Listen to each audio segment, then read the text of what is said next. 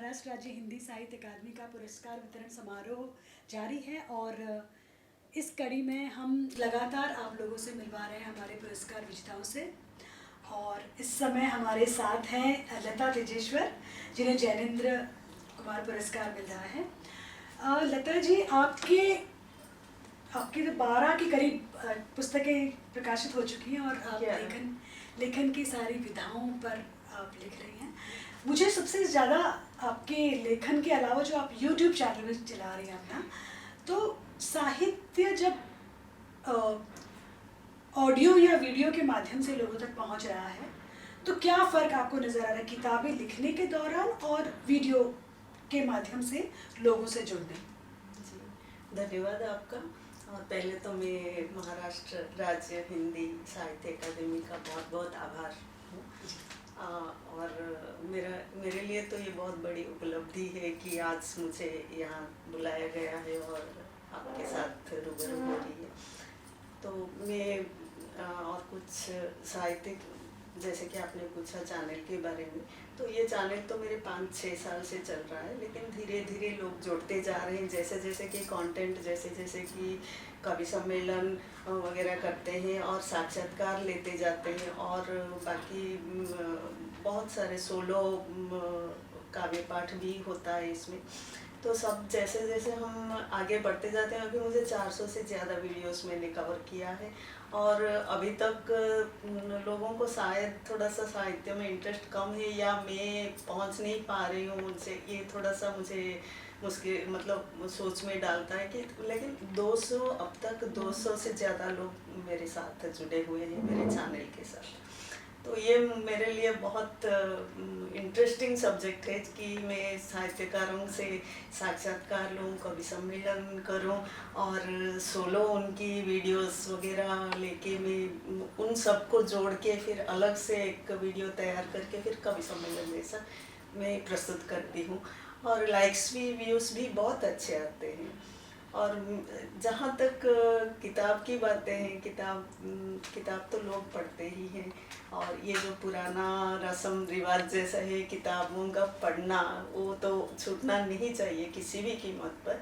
लेकिन ये जो न्यू चैनल का, जो यूट्यूब चैनल का, ये भी धीरे धीरे चल पड़ा है, क्योंकि आजकल व्यूअर्स बहुत थे और नया नया कंटेंट भी डालते हैं, लेकिन देखना पड़ रहा है कि साहित्य में कितना इंटरेस्ट किसका है।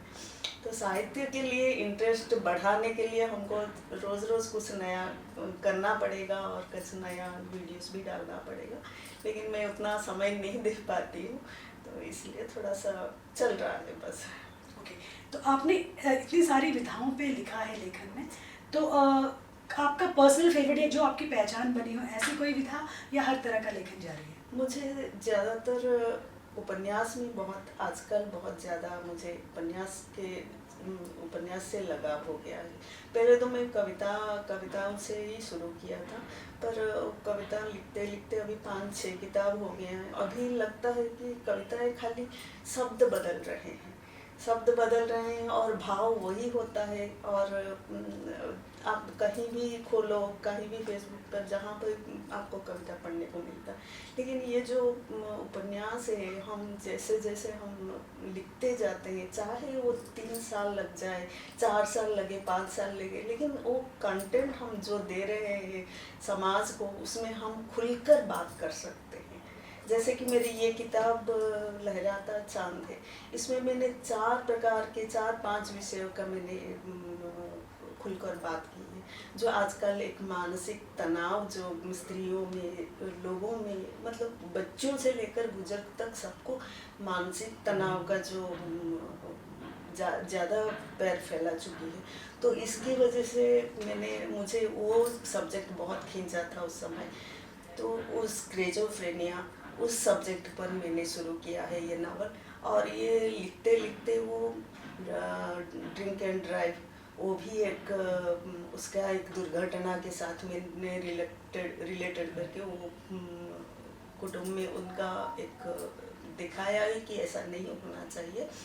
फिर और भी प्रेम तो हर किताब में रहता ही, ये 4-5 विविध प्रकार का प्रेम भी मैंने उसमें इंक्लूड किया है। और इसमें बहुत कुछ है, मुझे लगता है लोगों को पढ़ना चाहिए ताकि बहुत सारे विषय मिले। बिल्कुल। तो लता जी हमारे साथ जुड़ी हैं और सबसे अच्छी बात कि वो जो हमारी किताबों की खुशबू है उनसे भी जुड़ी हुई हैं और टेक्नोलॉजी का सहारा भी ले रही हैं लोगों तक जुड़ने के लिए। तो शायद युवा पीढ़ी से जुड़ना है तो हमें इन दोनों विधाओं के साथ आगे बढ़ते हुए साहित्य को ले जाना है। तालमेल तो रखना तो पड़ता है। इसी तरह साहित्य आगे बढ़ेगा क्योंकि युवाओं को जोड़ना है तो हमें तकनीक का भी इस्तेमाल करना पड़ेगा। लता जी हमसे मिले, बहुत अच्छा लगा और इसी तरह आप लिखते रहिए और दोनों टेक्नोलॉजी और किताबों के सहारे अपनी बात पहुंचाते रहिए। धन्यवाद। बहुत बहुत